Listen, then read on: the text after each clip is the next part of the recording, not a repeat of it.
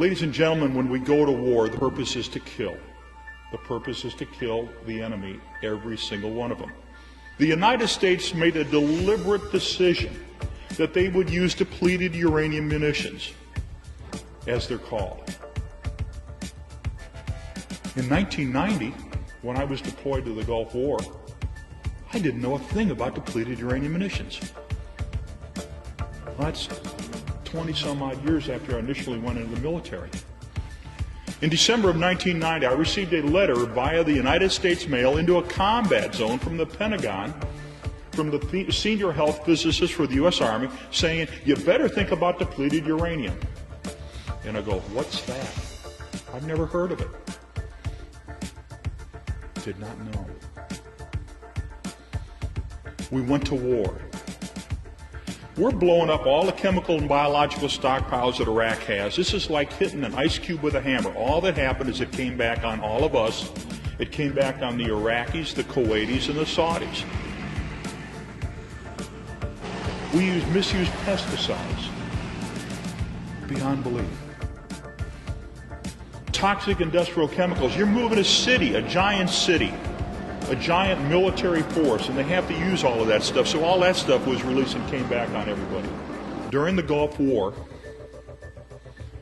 the United States fired over 350 tons of munitions containing uranium-238. 350 tons.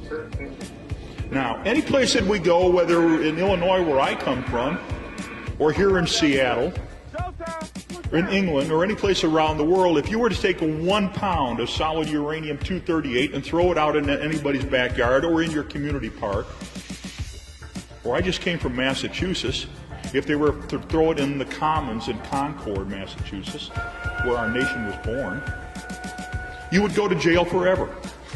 You would be in jail for a long time. However, the United States could take our radioactive waste, put it into munitions, and throw it into anybody else's backyard with immunity.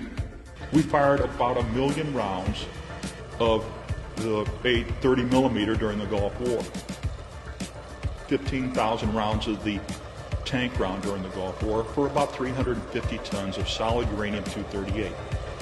The majority of the casualties during the Gulf War, the majority of those that died, the majority of the Americans that died during the Gulf War and that were injured in the Gulf War were as a result of friendly fire. The U.S. shooting the U.S. with uranium munitions. They refused to provide medical care to myself, my teams, the friendly fire casualties, and to this day, the number of U.S. friendly fire casualties, heroes of our nation, shot up by soldiers of our nation, still have not received the medical care that they earned in combat. We've still not all received the medical care we earned in combat. Myself and our team got sick within 72 hours, much less the friendly fire casualties. I'd go to the commanders of units that had the friendly fire casualties and said, provide them medical care, they have uranium poisoning. They never got it.